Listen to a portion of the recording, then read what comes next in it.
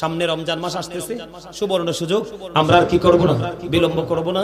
আমরা সাহারি খাবো, রোজা রাখবো, ইফতার করবো, কারো গীবত করব না, কাউকে গালি দিব না, কাউকে বকা দিব না।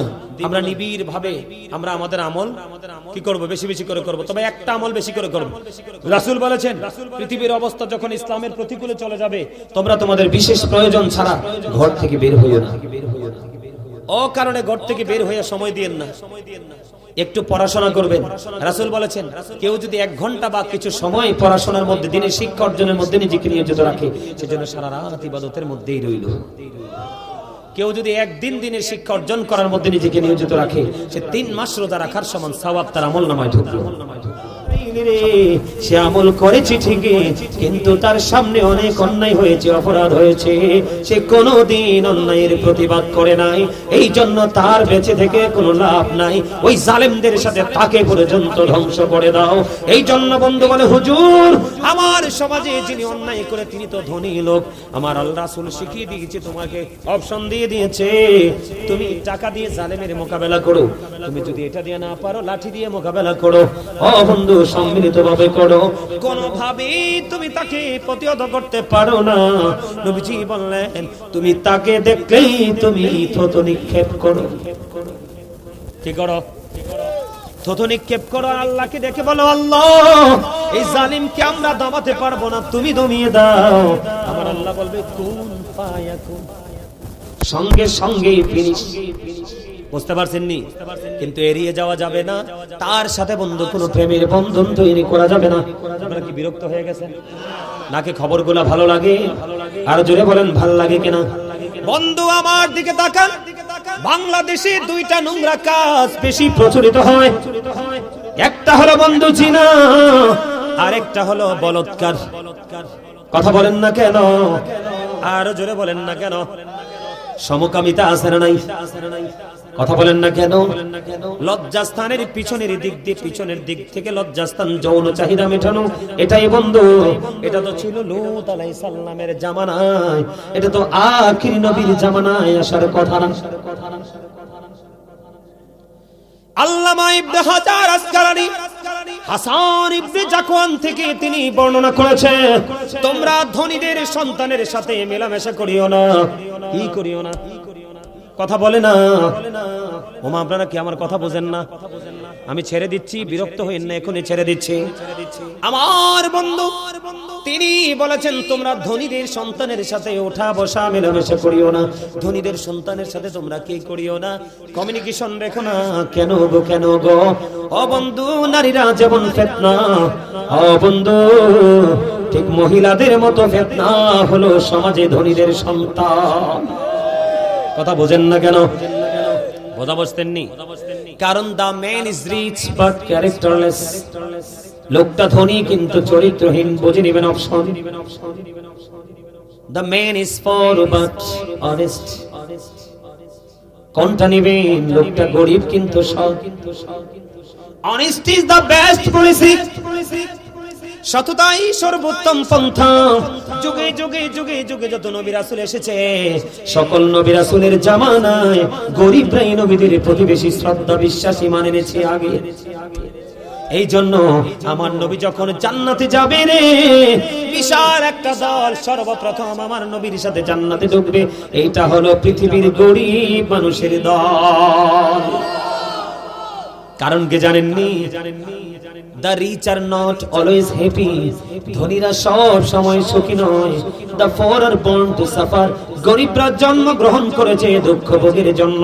আপনার সমাজ বলেন, আমার সমাজ বলেন, ও বন্ধু যেই কোনো জেলা বলেন, যেই কোনো ইউনিয়ন বলেন, আপনার গরিবরা যত সাফার করছে, যত যন্ত্রণা ভোগ করছে, সবগুলো কিন্তু সমাজের ধনী লোকের কারণে। জামাল কিতা করতাম রে, ছেড়ে দিতাম নে মাইকটা। এটি তো কথাই কয় না রে।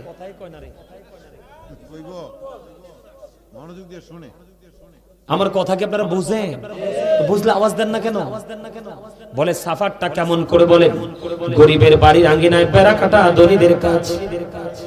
ডেজাল লাগিয়ে গরিবের সম্পদ করে নিয়ে আসা ধনী লোকের কাজ। সুদের টাকা সমাজের মধ্যে ছড়িয়ে দেওয়া এটাও বড় লোকের কাজ। কথা বলেন না কেন? ও বন্ধু, একজন এমপি হবে, একজন মন্ত্রী হবে, একজন এসপি হবে, একজন ডিসি হবে, এর মধ্যে একজন টেরর লাগবে, মানে সন্ত্রাস লাগবে। কথা বলেন না কেন? সন্ত্রাস লাগবে। এখন সন্ত্রাসীর কাজ হলো তার মন চাই শুধু জিনা করতে। আমি আপনাকে সব ধরনের সহযোগিতা করব, কিন্তু আমাকে সুযোগ করে দিবে ওই মেয়েটাকে আমি পছন্দ করি, তার সাথে আমি অবৈধ সম্পর্ক করব। এখন এমপি হওয়ার জন্য ওই গরুর বড়লোককে কি করলো? ডোনেশন দিয়ে দিল।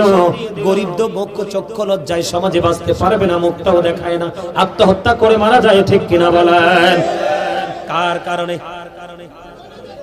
আপনি চাইয়া দেখেন, আমার রাসূল বলেছে পৃথিবীর বুকে কেউ যদি 1 বিঘা পরিমাণ জায়গা জোর করে কারো কাছ থেকে দখল করো, তোমাকে কাল হাসরের দিন আমার আল্লাহ 7টা পৃথিবী তোমার গলায় মালা বানায়া ঝুলাইয়া দেওয়া হবে। এটা বহন করে করে তোমাকে চলতে হবে। লা ইয়ামুতু, মরতে পারবা না। People will not die that day, সেদিন মরতে পারবা না। ফিহা ওয়ালা ইয়াহইয়া, people will not be able to live that day, সেদিন মানুষ বাঁচতেও পারবে না। আল্লাহ বলেছেন, ও বল্লাগির যুবক, আল্লাহ বলেছেন ওয়া হুমান হাবি গায়িবিন, people will not be able to escape that day, সেদিন মানুষ সেখান থেকে পালাইতেও পারবে না। তুমি দৌড় দিবে। আল্লাহ বলেছেন ইন্না বাতশা রাব্বিকা লাশাদীদ, the seizing of Allah is difficult, আল্লাহর ধরা, আল্লাহর পাকড়াও বড় শক্ত। আল্লাহ শক্ত করে ধরবে, দৌড় দিতে পারবে না। ওয়াজ বুঝেননি? আমার জীবনে যেখানে যাই আমি আর দ্বিতীয়বার ওয়াজে যাই না, যাই না। এই কারণে আমি একদিনে ভালো করে আলোচনা করে আসি, বুঝাই আসি। এই ওয়াজ যদি বুদ্ধিমান হয় চিরজীবন স্মরণ রাখবে, আর স্টুপিড হলে কোনো লাভ নাই। ঠিক না? ঠিক। আরো জোরে, আরো জোরে, আরো জোরে, আরো জোরে। দিদি পান তোলে দে, মাঝি হেলা করিস না। দে পান তোলে দে, মাঝি হেলা করিস না। ছেড়ে দে নৌকায় আমি যাব মদিনা, ছেড়ে দে নৌকায় আমি যাব মদিনা। তোমার স্পিকারের আওয়াজটা মজা হয় না, গজল গাইতে লাগলে একটু ইকোটা বাড়াই দিবা। হ্যাঁ হ্যাঁ হ্যাঁ হ্যাঁ। আমি তো একবার কাছে এসে জন্য বলতেছি, কারণ আমি আসার সময় আমি এটা অনুভব করছি যে দূরে আওয়াজটা যায় না। এই জন্য আমি একদম কাছে থেকে ওয়াজ করে, দেখেন না এইভাবে বাঁকা হইয়া, কিন্তু আমার ওয়াজ করার কথা ছিল এইভাবে, কিন্তু আমি এইভাবে ওয়াজ করতেছি যেন বুঝতে পারে বাড়ির মানুষ। থাক, কিছু কইেন না। এখন যদি কিছু কন, কমিটি তার হাদিয়া কম দিব। এটা তার দোষ না তো। আপনারা ঠান্ডা মাথায় কথা বুঝেন, এটা দোষ হচ্ছে কর্তৃপক্ষের। এই আমার দিকে তাকান, আমি 5 পাস করছি, আমি কথা বলবো 5 পাস হলার মতো। এটা কি এর দোষ? মেশিনের পাওয়ার এইটুকু, মেশিনের পাওয়ার এইটুকু, এটা হে বানাই দিবে কোত্থেকে? সেগুলো পূজা বই আনছে, আপনি তো তারে দোষ দিলে হবে না। কথা কয় না কিরে ভাই, বল কইছি আমি। মেশিন যতটুকু পাওয়ার আছে সে ততটুকু সার্ভিস দিবে। এখন আপনাকে মেইন করতে হবে কোনটা, যে কোনটা অনেক বেশি সাউন্ড দিবে। আমার তো সাউন্ড মা বোনদের কাছে পৌঁছাইতে হবে। এখন এটা মাইকটার পাওয়ার এমন, এটা তার দোষ না। সাইন আবার এত কথা শোনার পরে দিয়ে কম দিয়েন না, 10 টাকা বাড়াই দিয়েন। আলহামদুলিল্লাহ বলেন, আরো জোরে, আরো জোরে। তাহলে বড় লোকের সন্তান কি? বড় লোকের সন্তান নারীদের মতো ফিতনা। আপনি বড় লোক কিন্তু জাতকুলের ভয় করে না, টাকা দিয়ে ধামাচাপা দেয়। আমার কথা কয় না, আমি বিরক্ত হয়ে যাইতেছি। কথা বলেন না কেন? মোটামুটি 25% আসছে, 100% হইতোই বাবাস। কি কম আপনি বলে সবার মামু। আজকে মাহফিল আইতে আইতে গাড়িতে বই বই হাসতে হাসতে শেষ করছে, সবার মামু এটা। তাই আসলে হাসিটা মামুর মতোই দিছে। কথা বোঝেন না আপনারা কি? আমার কথা আবারও বলছি, বিরক্ত হন। আর এগুলো তো আপনার জেনে রাখা দরকার। এগুলো না জানলে আপনি বুঝবেন কি করে? আমাকে তো আপনারা আনছেন এই বুঝানোর জন্য। আমি কিন্তু টাইম পাস করে চলে যেতে পারতাম। দেখেন 2 ঘন্টা উপরে হয়ে গেছে, তারপর আমি নামতেছি না। আমি আপনাদেরকে বুঝাইতে চাই, এই বিষয়টা একটু বুঝাই, আপনারা একটু খেয়াল করেন। তোমরা বড় লোকের সন্তানের সাথে মেলামেশা করিও না। তারা হলো সময়ের ফিতনা, জাতির জন্য ফিতনা, তারা হলো কলঙ্ক। তবে সব বড় লোক এক নয়, হাজারের মধ্যে দুই চারটা ভালো আছে। কথা বলেন না কেন? বলে হুজুর এটা কি আপনার মন গড়া কথা? না না না, রাসূল বলেছেন পৃথিবীর মানুষ। আব্দুল্লাহ ইবনে মাসউদ রাদিয়াল্লাহু তাআলা আনহু থেকে হাদিস বর্ণিত, রাসূল বলেছেন পৃথিবীর মানুষ, তোমরা পৃথিবীতে দুই শ্রেণীর মানুষের সাথে কম্পিটিশন করো হুজুর। ওই মানুষগুলোকে আমার রাসূল বলেছেন এক শ্রেণীর মানুষ হলো পৃথিবীর বুকে যে সুশিক্ষায় শিক্ষিত মানুষ আছে, যার শিক্ষার ছোঁয়া লাগলে সমাজ থেকে অন্ধকার দূর হয়ে যায়, ওই সমস্ত শিক্ষিত মানুষের সাথে কম্পিটিশন করো। তোমাদের সমাজের মধ্যে অনেক অনেস্ট ম্যান আছে, বড় লোক ধনী লোক রিচ ম্যান আছে, অনেক দৌলতের মালিক, সে তার ধন দৌলত নষ্ট কাজে ব্যয় করে না, আল্লাহর গোলামিতে নিয়োজিত, যেমন মাহফিলে, মসজিদে, মাদ্রাসায়, এতিম, রাস্তাঘাট, জনগণের স্বার্থে এসে খরচ করে। ওই সমস্ত ধনী লোকের সাথে কম্পিটিশন করো। এখন দুইটার একটার ধারে কাছেও আমরা নাই, আমরা আছি একটা বাড়ি হইছে একতলা, আর একটা হবে পাঁচতলা। আমরা কি মুমিন হতে পারছি? আর জোরে বলেন পারছি? তাহলে আপনার সন্তানকে তিনটা জায়গা সমান করে দিবেন। কয়টা জায়গা? তখন আপনার ছেলে জিনা যারা করছে কারো না কারো ছেলে, কথা বলেন না কেন? যারা ধর্ষণ করতেছে, রেপিস্ট যারা, তারা কারো না কারো সন্তান কিনা বলেন। এটার জন্য আপনাকে পারিবারিক শিক্ষা দিতে হবে। তিনটা জায়গা দিতে হবে। কয়টা? একটা হলো পারিবারিক শিক্ষা, আরেকটা হলো সামাজিক শিক্ষা, আরেকটা হলো সে যখন বড় হতে থাকবে কোন মানুষের সাথে বন্ধুত্ব করে সেই নজর। তিনটা জায়গা সমান করে দেন, আপনার সন্তান কোনোদিন লাইনচ্যুত হবে না। আমার দিকে তাকান। বন্ধু, হযরতে সুফিয়ান সাউরি রাদিয়াল্লাহু তাআলা আনহু তিনি গোসলখানায় ঢুকলেন। কোথায়? এরে এটা কি রাগ হয়ে উঠে গেছে? এদিকে আসো, এদিকে আসো। আলহামদুলিল্লাহ কোন? আলহামদুলিল্লাহ কোন? সমাজের মধ্যে মেয়ে এরকম দুই একটা ফলাফল যদি থাকে, সমাজ কখনো নষ্ট হতে পারে না। বুঝেন নাই? বুঝেন নাই? শিয়ালনির বাচ্চা 60টা আর বাঘিনীর একটা, চোখ মেলে চাইলে শিয়ালনি 60টা গর্ত না গর্তের তলদেশে ঢুকে। ন্যায় পরায়ণ একটা যুবকী সমাজকে একবারে ক্লিন করা যথেষ্ট। কথা বলে না কেন? আর জোরে। সুফিয়ান সাউরি রাদিয়াল্লাহু তাআলা, আমি জিনা ব্যভিচার নিয়ে কথা বলতেছি, বলৎকার নিয়ে কথা বলতেছি। সুফিয়ান সাউরি রাদিয়াল্লাহু তাআলা আনহু তিনি গোসলখানায় ঢুকলেন। গোসলখানের দরজাটা ফাঁক করে একটা টকটকে কিউট একটা বালক ঢুকে পড়ল গোসলখানার ভিতরে। এবার সুফিয়ান সাউরি একটা ডাক দিলেন ভিতর থেকে, ডাক দিয়ে বললেন, কে আছো? কে আছো? এদিকে চলে আসো। আমার গোসলখানায় ছোট্ট একটা বালক ঢুকে পড়েছে, তাকে তাড়াতাড়ি বের করে নাও। কারণ কি? কারণ কি? তার কারণ হলো আমাদের সমাজের মধ্যে অনেক কিউট ছেলে থাকে কিনা, ওই ছেলেকে, কিউট ছেলেটা 8 বছর, 10 বছর, 12 বছর, যত বছরই হোক, 6, 7, 8, 10, 12 বছর, এই বয়সে কখনো কোন প্রাপ্ত ছেলের সাথে আপনি নির্জনে যাইতে দিবেন না। কি করতে পারবেন না? সুফিয়ান সাউরি রাদিয়াল্লাহু তাআলা আনহু বললেন, একটা মেয়ের সাথে থাকে একটা শয়তান। কয়টা? কথা বলেন না কেন? একটা নারীর সাথে থাকে একটা শয়তান, আর একটা কিশোর বয়সের একটা ছেলের সাথে থাকে 10টা শয়তান। কারণ রাসূল বলেছেন, দুইজন যখন অপরিচিত থাকে এর মধ্যে তিনজনের তৃতীয় হলো শয়তান। এই জন্য সুফিয়ান সাউরি বলেছেন, অত্যন্ত কিউট, অত্যন্ত সুন্দর একটা বাচ্চা বালক আমার গোসলখানায় ঢুকলো, বের করে নাও, বের করে নাও। তাহলে এতে বোঝা যায় মেয়ে না শুধু ছেলেদেরকেও কিউট হলে উপযুক্ত ছেলেদের সাথে নির্জনে যাইতে দেওয়া যাবে না। আমার রাসূল আবু সাঈদ খুদরি রাদিয়াল্লাহু তাআলা আনহু থেকে হাদিস খানা বর্ণিত, তিনি বললেন, আপনার আমার প্রাণের রাসূল বললেন, তোমরা একজন নারী আর একজন নারীর লজ্জাস্থানের দিকে তাকাইও না, একটা পুরুষ আর একটা পুরুষের লজ্জাস্থানের দিকে তাকাইও না। আমার রাসূল বলেছেন, একটা উপযুক্ত যুবক আর একটা উপযুক্ত যুবকের সাথে একই কাঁথার নিচে তোমরা ঘুমাইও না। একটা উপযুক্ত যুবতী নারী আর একটা উপযুক্ত যুবতী নারীর সাথে একই কাঁথার নিচে তোমরা ঘুমাইও না। এই সিস্টেমে চললে কোনোদিন জিনা ব্যভিচার হবে না। আল্লাহ রাসূল বলেছেন, তোমরা যখন পথ চলো কি করো?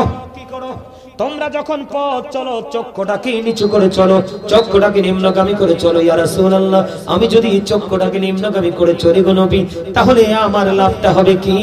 আমার নবীজি বললেন, হাদিস শরীফের মধ্যে এসেছে, তুমি যদি চক্ষুটাকে নিম্নগামী করে রাখো, জীবনভর যদি এমনি চলতে পারো, আমি নবী তোমার জান্নাতের জামিন হয়ে গেলাম। কারণ কি জানেননি? জিনাল আইনুন নাজরু, চোখের জিনা হলো দেখা। চোখের পাপ কি?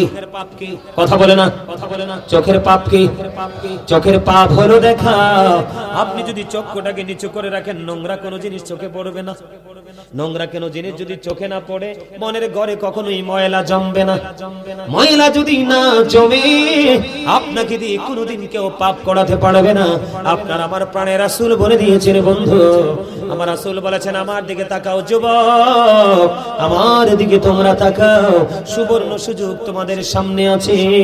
আমি তোমাদেরকে বলছি রে যুবক, আমার রাসূল বলেছে, যেই ব্যক্তি 2 সোয়ালের মধ্যখান এবং 2 রানের মধ্যখানের দায়িত্ব নিতে পারবে, আমি নবী তার জান্নাতের দায়িত্ব নিয়ে নেব। কারণ মুখ দিয়ে মিছা কথা আসে, গীবত আসে, সকল পাপ হয় কি হয় না? আর লজ্জাস্থান দিয়ে জিনা হয়, ব্যভিচার হয়, ও বন্ধু সমকামিতা হয়। এই জন্য রাসূল বলেছেন, প্রত্যেকটা ব্যক্তি 2 ঠোঁটের মধ্যখান জবানের দায়িত্ব নাও, তোমার লজ্জাস্থানের দায়িত্ব নাও, আমি নবী তোমার জান্নাতের দায়িত্ব নিয়ে নিব। ওয়াজ বুঝছেন নি? বাস আরো জোরে। এখন আপনি মনে মনে ভাবতে পারেন, হুজুর গো, জীবন ভর তো অন্যায় করে ফেলেছি গো হুজুর, এখন আমি কি করব? আমার নবী বলেছেন, উম্মত, আমি তো তোমাদের নবী রাহমাতাল লিল আলামিন, মদিনার কামলিওয়ালা, ইমামুল মুরসালিন। আমার উম্মতগুলোর জন্য স্পেসিফিক ভাবে ক্ষমার দরজা ওপেনিং করা আছে। ইয়া রাসূলুল্লাহ, কেমন করে? নবীজি বললেন, তুমি আল্লাহর কাছে তওবা করো, ক্ষমা চাও, তবে তওবাটা হইতে হবে তাওবাতান নাসুহা। আমার রাসূল বলেছেন, তওবা করে আল্লাহর কাছে ক্ষমা চাও।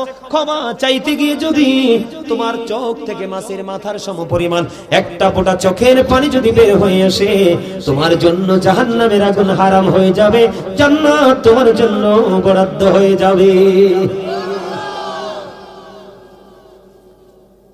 এই কন্ডিশন মানতে পারলে লাভ হবে না লস হবে? আমাদের দেশে এই রোগ আছে না, এইডস হয় কিনা হয় না? এই এইডস রোগ ওই ব্যক্তিদের হবে যারা জিনা ব্যভিচারে শেষে লিপ্ত হবে। নাউজুবিল্লাহ বলেন না কেন?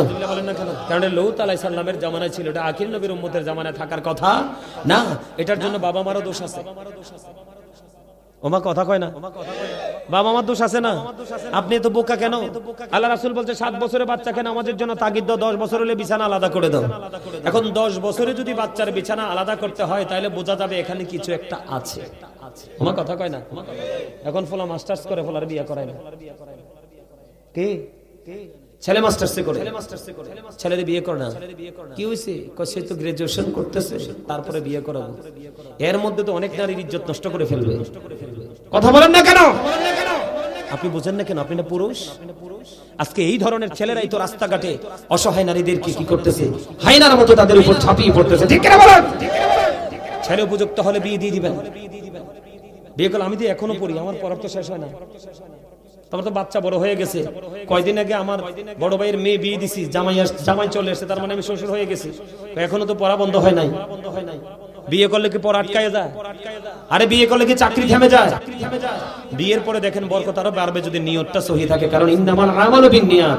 আপনি যদি বিয়ে করেন বড় লোক যাব শ্বশুর বাড়ি দেখে যৌতুকের আশায়, একবারে কালো খাইবেন, কুলো খাইবেন। কথা বলেন না কেন? আরে জোরে বলতেছি। ফুলা 5টা করে বিয়ে সময় একটা রবিয়া দেন, চাকরি করবো, এমন বলদ হয়নি। মানুষের জীবনীকে টাকা, কাপড়, ভাতে সব। আরো জোরে বলেন না।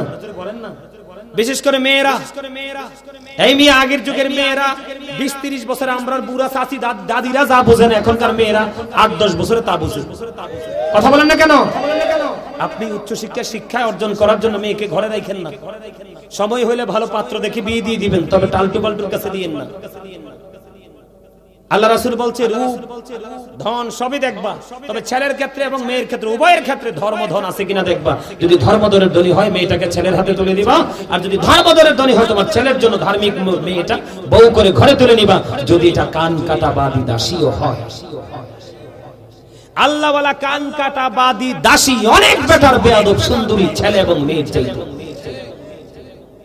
তাহলে আমার কথা কি বুঝতে পারছেন? আবার যদি নতুন কোথাও দেখা হয়, নতুন বিষয় নিয়ে হাজির হয়ে যাব। আলোচনা অনেক হয়ে গেছে, 2 ঘন্টার উপর আলোচনা হয়ে গেছে। সম্মানিত উপস্থিতি, আপনারা কি নবীজিকে দাঁড়ায় সালাম দেন? আমি নবীজিকে একটু দাঁড়ায় সালাম দেব। সালাম দেওয়ার পরে বসবো মুনাজাতের আগে। আজকের মাহফিলে আমাকে যিনি ইনভাইট করেছেন প্রফেসর ইমান হোসেন, উনি আজকে আপনাদের সামনে সমাপনী বক্তব্য দিবে। আপনারা একটু কথা শুনবেন। চলে যাবেন না থাকবেন? আরো জোরে বলেন, থাকবেন? আমি শুনতে পেয়েছি পায়ের তলার পাথরগুলো প্রাণের নবীকে সালাম দিয়েছে। আলী বলতেছে আমি শুনতে পেয়েছি নবীজি হাঁটতেছে আর ডান বাম থেকে ওই গাছপালাগুলো প্রাণের নবীকে সালাম জানাইতেছে। জোরে জোরে বলেন না সুবহানাল্লাহ। সেই নবীকে ভালোবাসার দরকার আছে না নাই? বন্ধু, আমি যদি বলি রে আমার নবীজি বলেছে আবু বকরের সম্পদ আমার যতটা উপকারে এসেছে আর কারো সম্পদ ততটা উপকারে আসেনি। আবু বকর চাও চিৎকার মেরে বললেন, ইয়া রাসূলুল্লাহ, আমার সম্পদ নয় গো নবী, আমার জীবনটা পর্যন্ত আপনার জন্য প্রস্তুত।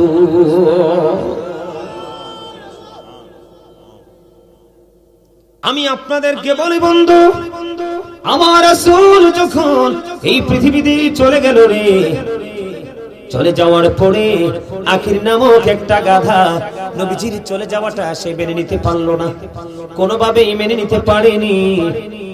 বন্ধু, আখির নামক একটা গাধা সে শুধু কান্দে আর বলে, কোথায় গেল রে প্রাণের নবীজি, কোথায় গেলে রে প্রাণের নবীকে আমি দেখতে পাবো? আর কি জীবনে কোনোদিন প্রাণের নবীকে দেখতে পাবো না? আখির নামক গাধাটা বলে আর কান্দে। কানতে কানতে 3 দিন 3 রাত্র পার হয়ে গেল, মতান্তরে 4 দিন 4 রাত্র পার হয়ে গেল। ওই আখির নামক গাধা কোনো খাবার খায় না, কোনো পানি খায় না বন্ধু। 3 দিন 3 রাত্র, মতান্তরে 4 দিন 4 রাত্র পরে নিজের জীবনটা সমুদ্রে ঝাঁপ দিয়ে দিল। আমার নবীর প্রেম এত মধুর ছিল রে।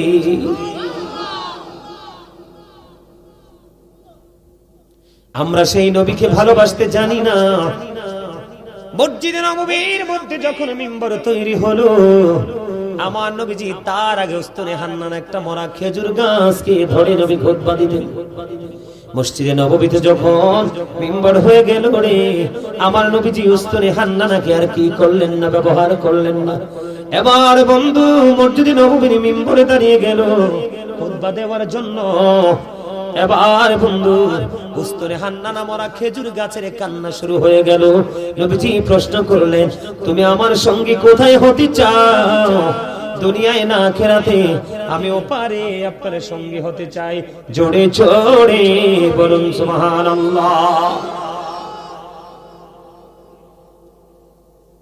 হযরতে তালহা রাদিয়াল্লাহু তাআলা এক এক করে নবীর প্রেমে 70টা তীরের আঘাত খাইলো। কয়টা তীরের আঘাত? আরো জোরে, আরো জোরে। নবীজি মদিনায় থাকা অবস্থায় বন্ধু 27টি যুদ্ধ করেছে। এর মধ্যে সবচেয়ে বড় যুদ্ধ হলো উহুদের যুদ্ধ। উহুদের ময়দানে দুশমনেরা বৃষ্টির মতো তীর ছুটতেছে। এই দৃশ্য দেখে হযরতে তালহা নবীজিকে জড়িয়ে ধরলো। জড়িয়ে ধরে একটা তীরের আঘাত যেন প্রাণের নবীকে টাচ করতে না পারে। একটা নয়, দুইটা নয়, 70টা তীরের আঘাত। বন্ধু 70টা তীরের আঘাত সহ্য করেছে, তারপরেও প্রাণের নবীকে একটা আঘাত লাগতে দেয়নি। 70টা তীরের আঘাত খাইয়া বন্ধু রামচন্দ্রপুরের আমার ভাই, আমার বাবা গো, আমি আমার মা বোনদেরকে ডেকে ডেকে বলবো, একটা বার তুমি নিজের বিবেকের কাঠগড়ায় দাঁড়িয়ে, নিজের বিবেকের আদালতে দাঁড়িয়ে প্রশ্ন করো, তুমি তোমার নবীকে কতটুকু ভালোবাসতে পেরেছো? হযরতে তালহা একটা নয়, দুইটা নয়, 10টা নয়, 20টা নয় বন্ধু 70টা তীরের আঘাত খাইলো। একটা বারের জন্য একটার পর একটা বন্ধু তীর এসে হযরতে তালহার বডিতে বন্ধু বিঁধতেছে, কিন্তু তার তীরের আঘাত লাগতেছে এইদিকে। একটা বার তার কোনো চিন্তা নাই রে, তার চিন্তা হলো কোন তীর যেন প্রাণের নবীকে আঘাত করতে না পারে। এই করতে করতে 70টা তীরের আঘাত খাওয়ার পরে রে হাসতে হাসতে নবীর সামনে শাহাদাত বরণ করে একটা বারের জন্য উহু করে না। জোরে জোরে বলেন না সুবহানাল্লাহ, আর জোরে বলেন না সুবহানাল্লাহ। কি ওয়াজ নিয়ে কথা না আউট কথা, অন্য কথা তো এনে কোন যেত না। রাসেল তুমি তো আরে ভালো করেছিল, তোমাদের এই মসজিদে আইছিলাম না নামাজ পড়াইতে, দেখছো না? আরে মিয়া যে দুষ্ট মানুষ ওমা গুমা গুমা খাইছে খাইছে, এদিকে একটা মসজিদ আছে, এমন দুষ্ট মানুষ। এই মিয়া যুগের পর যুগ এখনো পড়তেছি, দাড়িগুলো পাকাই ফেলছি। গন্ড মূর্খ যদি সামনে এসে কথা বলে মানা যায়? হ্যাঁ, কোন সাজেস্ট করতে হলে করব, কিন্তু কোন ইনস্ট্রাকশন তো নিতে পারি না। ধর্মীয় ব্যাপারে কথা বলেন না। আপনারা মুরব্বী মানুষ, সেই ক্ষেত্রে সামাজিকতা নিয়ে আপনি দুনিয়ার হিসাবে আমাকে উপদেশ দিতে পারেন, আদেশ করতে পারেন, কিন্তু ধর্মীয় ব্যাপারে তো আমি আপনার কাছ থেকে ইনস্ট্রাকশন নিব না, কারণ আপনি তো মোটেও কিছু জানেন না। কথা বলেন না। এই মিয়া, মসজিদের খতিব যদি অনেস্ট না হয় কোনদিন সমাজের মধ্য থেকে গোমরাহি দূর করা সম্ভব নয়। মনে রাখবেন, যেই ইমাম সাহেব দেখবেন সভাপতি সেক্রেটারি মোতাল্লির পা চাটে চাকরি বাঁচানোর জন্য, ওই ইমাম সাহেবের পিছনে কোনোদিন নামাজ পড়বেন না। এটারও নামাজ হইতো না, আপনাদেরটাও হবে না। কথা বুঝতে পারছে? আমি অনেক মসজিদ আমি আমার জীবনে জুমাই পড়াইছি, আমি এখন জুম্মাই পড়াই না। কারণ হয় সেক্রেটারি নাই, ক্যাশিয়ার নাই, মোতাল্লি নাই, সভাপতি একটা না একটা ওয়ান নাম্বার বাটপার থাকে। কথা বলেন না কেন? বাটপারদের অত্যাচারে আমি আমাদের মতো স্কলার আমরা কেন মসজিদে দাঁড়িয়ে দাঁড়িয়ে আপনাদের 5000 টাকার, আমার জীবনে যত মসজিদে দায়িত্ব পালন করেছি, জীবনে কোনোদিন কোন মসজিদ কমিটি বলতে পারবে না গাজী সুলাইমান কি ঈদেও 1 টাকা বোনাস দিতে পারছে নেই। কারণ আমি আপনার পকেট কাটার জন্য আসি নাই, আপনার পকেট ভরার জন্য আসছি। ঠিক করে বলেন। আমি যখন মেডিকেলে জুম্মা পড়াইছি, এখানে একটা ছেলে আছে ওই যে বসা, আমি যখন মেডিকেলে জুম্মা পড়াইছি করোনাতে, এক একটা মুসল্লিকে এক হাত দূরে দূরে দাঁড় করেছে। আমি এই বেড়া সব দিয়ে একটা লোক একটা গাইসা দাঁড়া, এই ভুলনি রে দাঁড়া, এটা কুমিল্লা মেডিকেলের বাড়ি, ওই জিজ্ঞেস করেন এটারে, কইছি একটা লোক একটা কাঁধে কাঁধ মিলে দাঁড়ায়, একটা লোকের করোনা ধরে নাই, ধরছে। অথচ তারা 2 হাত 3 হাত দূরে খাড়াইছে, এটি করোনায় মরছে।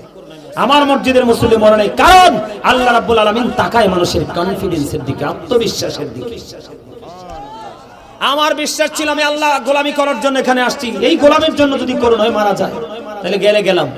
একটা লোক আমার মসজিদে ঘোর করোনাতে মারা যায়নি, অথচ আশেপাশে অনেক লোক করোনা আক্রান্ত হয়ে মারা গেছে। এই করোনাতে যখন আমি জুম্মা পড়াই, একজন হাফেজ ছিল, আমি মসজিদ কমিটিকে বলছি হাফেজের নাম দিয়ে হাদিয়া তুলে যদি আমাকে 1 টাকা দেন, এই দুনিয়াতে হয়তো দেখবো না, হাসরের দিন আমি কিন্তু আপনাকে ধরবো, আল্লাহর কাছে দরখাস্ত দিয়ে রাখছি। এই করোনাতে আমার মসজিদে খতিব সাহেবকে হাফেজ সাহেবকে হাদিয়া দিয়েছিলেন 50,000। কত? আমি কিন্তু 5 পাইও নেই নাই। আমি সেই ছেলে, আমি কারো বাড়িতে 1 গ্লাস পানি খাই না, আমি মাছ খাই না, গোস্ত খাই না, শুধু শাকসবজি খাই একমাত্র নিজের ঘরে। আমার প্লেট, গ্লাস, জগ সব আলাদা। তা আমার শরীরে কারেন্ট থাকতো নাকি আমনের শরীরে কারেন্ট থাকতো? আমি ডান বাম উঁচু নিচু ফলো করে চলাফেরা করি। আপনি চাইলেই কিন্তু আমাকে ঘায়েল করতে পারবেন না। আমি এখনো থাকি মানুষের বাড়িতে ভাড়া, প্রফেসর সাহেব গেছে, কিন্তু আমার এলাকায় 32 বছরের পুরনো মসজিদ 49 লাখ টাকা খরচ করে মসজিদ করেছি মাত্র 5 মাসে, ভিতর বাহির টাইস করে। এখন পাশের গ্রামে গত 25 তারিখ আরেকটা উদ্বোধন করে দিয়ে আসছি। এই মসজিদ করতে লাগবে 25,000 ইট, 15,000 আমি গুনাহগার দিছি। এখন 7 ডালাই হবে রোজার পর্ব, 7 ডালাইতে লাগে 4.5 টন রড। কত টন? এর মধ্যে আমি দিয়ে আসছি 2 টন। মারহাবা কইতেন না? 200 কত ব্যাগ জানি সিমেন্ট লাগে, আমি এবং আমার ফ্যামিলি আমার পিচ্চিগুলো মিলাইয়া আমরা মিলে মনে হয় প্রায় রড সহ মনে হয় প্রায় 100 ব্যাগের কাছাকাছি আমরাই দিয়ে আসছি। হ্যাঁ, 275 ব্যাগ। মারহাবা কইতেন না? এগুলো আপনাদেরকে শিখার জন্য বলছি। আপনি একটা অন্যায় করতেছেন, আপনি জানেন, আলেমকে বলতে দিবেন, কি করতে দিবেন? বলতে দিবেন। আজকে হয়তো আপনি আমলটা, এই অপরাধটা ছাড়তে পারেন না, কালকে আপনার মধ্যে এমন প্রভাব পড়বে আপনি তো করবেন নাই না, অন্য করলে আপনার কাছে বিরক্ত লাগবে। এজন্য ইমাম সাহেবদেরকে বলতে দিবেন, তাদেরকে প্রতিবন্ধকতা সৃষ্টি করবেন না, একবারে উভয় ধ্বংসস্তূপে পরিণত হবে। আমার শরীরে সব সময় 120-এর উপরে থাকে ভোল্টেজ। কি 120-এর উপরে থাকে সব সময়। এটা আমি মনে করি আল্লাহর পক্ষ থেকে দেওয়া এক নিয়ামত। আপনারা সবাইও যদি আমার বিপক্ষে চলে যান, আমি এর পক্ষেই থাকবো। কারণ আমি আপনাকে রাজি করলে তো লাভ নাই, আপনি এখন আমার পক্ষে আছেন, একটু পরে আরেকজনের চাকায় উল্টাই যাবেন। কিন্তু আমার মালিক, আমি যে কর্ম করব 1 ইঞ্চি পরিমাণ আমার রেজাল্ট থেকে আমাকে মাহরুম করবে না। আমার কথা কি ভালো লাগছে? কথা কয় না, ভালো লাগছে? আলহামদুলিল্লাহ কোন জোরে জোরে। আরে আপনারে আল্লাহ কত সুন্দর করে বানাইছে আপনি জানেননি? আল্লাহ কয় বান্দা তোমার কাছে পৃথিবী সুন্দর। সূরা 3-এর মধ্যে চাইয়া দেখলাম আল্লাহ ডাইকে কয় বান্দা আমার কাছে সবচেয়ে সুন্দর তোমরা। তো এই জন্য আলহামদুলিল্লাহ কত দরকার না। আরে আমরা না কই এটা লম্বা, এটা বাইটটা, এটা কালা, এটা মোটা, এটা চিকন, এটা হেলদি, এটা স্লিম, কিন্তু আল্লাহর কাছে সব সুন্দর। কিন্তু আমরা নষ্ট হইছি কখন যাইয়া? পৃথিবীর লোভে পইরা।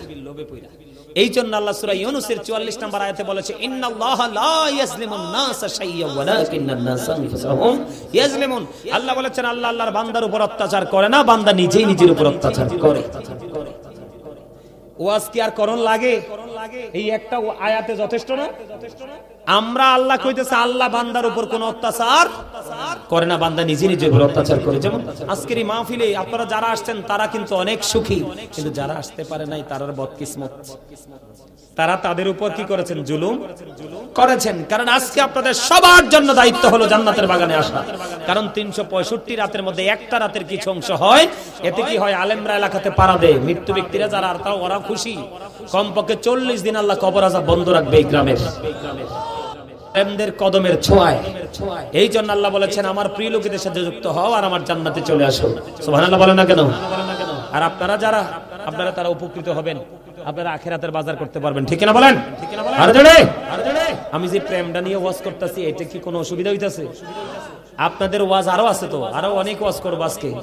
প্রফেসর সাহেব আমাকে অনেক ভালোবেসে 1 বছর আগে যে দাওয়াত দিয়ে আসছে, আর কত যোগাযোগ, কত ফোন। অত্যন্ত জেন্টেল একজন মানুষ, শিক্ষা মানুষকে অনেক সফট করে দেয়।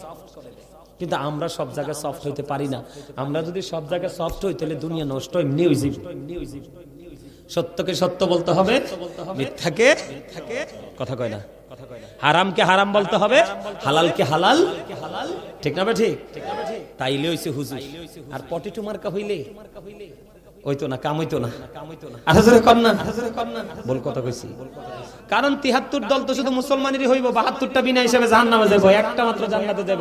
ওইটার নাম হলো আহলুস সুন্নাহ ওয়াল জামাত ইজ দা বেস্ট পার্টি। আল্লাহ বলবে ইউ গো টু প্যারাডাইস। আহলুস সুন্নাহ ওয়াল জামাতের অন্তর্ভুক্ত যারা পরিপূর্ণ সুন্নি হয়ে কবরে গেছো, আল্লাহ জান্নাতে যাওয়ার অর্ডার দিবে। আর যারা যেতে পারবে না, আহলুস সুন্নাহকে ফলো করতে পারবে না, আল্লাহ বলবে you have to go to hell. Must be, তোমাদেরকে চলে যেতে হবে জাহান্নামে। আমরা কি চাই? আরে বেটা, আমরা জান্নাতও চাই না, জান্নাতও চাই না, চাই আমরা মালিককে। কথা কয় না কেন? হে রাসূল তোমায় ভালোবাসি, অন্তরে শুধুই মুখে না, জান্নাতের আশায় নয় হে রাসূল, জাহান্নাম কেউ ডরি না। ঠিক না? আরে যারা বলেন না। বন্ধুরে আমার, বন্ধু ছিলাম আমি, আপনাদেরকে বলি বন্ধু, একটার পর একটা প্রেমের খবর। আমার নবীকে সাহাবায়ে কেরাম এত বেশি ভালোবাসতো বন্ধু। নবীজি যখন থুতু মুবারক ফেলে দিত রে, নবীজির থুতু মুবারক তারা ক্যাচ নিয়ে নিত করে, তারা তাদের মুখমণ্ডল দেহের মধ্যে কি করে দিত? মেসেজ করে দিত। আর এটা মেসেজ করার কারণে তাদের স্কিনটা সিল্ক হয়ে যেত। জোরে জোরে বলুন না সুবহানাল্লাহ। আমার নবীকে কেমন করে ভালোবাসবেন বন্ধু? উম্মে আইমান একজন বরকতময় দাসী, আপনার আমার প্রাণের নবীকে ভালোবেসে নবীজির প্রস্রাব মোবারক খেয়ে ফেললো। আমার নবীজির প্রস্রাব মোবারক খাওয়ার কারণে উম্মে আইমানকে নবীজি দুনিয়ায় জান্নাতের ঘোষণা দিয়ে গেছে। উহুদের ময়দানে যখন প্রাণের নবীজির দান্দার মোবারক যখন শহীদ হয়ে গেল, নবীজির মুখ মোবারক দিয়ে বন্ধ রক্ত প্রবাহিত হতে লাগলো। যখন রক্ত মোবারক প্রবাহিত হতে লাগলো, মালিক বিন সিনান দেখে সহ্য করতে পারলো না। মালিক বিন সিনান দেখে নবীজির রক্ত মোবারক চুষতে শুরু করলো। এবার আমার প্রাণের নবী একটা ডাক দিয়ে বললেন, রে মালিক বিন সিনান, ও মালিক বিন সিনান, রক্ত ভক্ষণ করো না, জমিনে ফলাইয়া দাও। এই কথা বলার পরে মালিক বিন সিনান একটা ডাক দিলেন, ইয়া রাসূলুল্লাহ, ইয়া হাবিবাল্লাহ, নবী গো, ও প্রাণের নবী, আমি আমার আল্লাহর ইজ্জতের কসম করে বলছি গো, আপনার একটা ফোঁটা রক্ত আমি উহুদের জমিনে পড়তে দিব না গো নবী। এই কথা বলে বন্ধু তিনি রক্ত মোবারক চুষতে শুরু করলেন। প্রাণের নবীজি রক্ত মোবারক চুষতে চুষতে চুষতে চুষতে বন্ধ শেষ রক্তের ফোঁটা যখন চোষা শেষ হয়ে গেল, আমার নবীজি গোটা পৃথিবীর মুমিন মুসলমানকে জানিয়ে দিল, ও নবীর প্রেমিক, ও রামচন্দ্রপুরের বল্লাগের আমার ভাই, আমার বাবা গো, আমার মা বোনদেরকে ডেকে ডেকে বলছি গো, আমার নবীজি ওই মালিক বিন সিনান রাসূলকে ভালোবেসে ওই নবীজি রক্ত মুবারক ভক্ষণ করার কারণে আমার নবীজি গোটা পৃথিবীর মানুষকে বলে দিলেন, তোমরা যদি দুনিয়ায় কোনো জান্নাতি মানুষ দেখতে চাও তাহলে এই মালিক বিন সিনানকে দেখে নাও। শুধু নবীকে ভালোবেসে শুধু রক্ত মোবারক ভক্ষণ করার কারণে বন্ধু এখানেই শুধু ক্ষান্ত নয়, আমি আপনাদেরকে বলি নবীর সাথে প্রেম করতে হবে কেমন করে বন্ধু? উহুদের ময়দানে নবীজির যখন শুনলেন নুসেবা নবীজি শহীদ হয়ে গেছে, হযরতে নুসেবা রাদিয়াল্লাহু তাআলা আনহা শুনতে পাইলেন। এবার উহুদের ময়দানের দিকে বন্ধু দৌড়াতে শুরু করলো। দৌড়াইতে দৌড়াইতে রে উহুদের ময়দানের দিকে ছুটতে শুরু করলো। যাইতে যাইতে হঠাৎ করে খবর আসলো, রে নুসেবা, যুদ্ধের ময়দানে তোমার ভাই শহীদ হয়ে গেছে। নুসেবা দাঁড়ায় না, দৌড়াই রে কিছু দৌড়, দৌড়ানোর পরে নুসেবার কাছে খবর আসলো, রে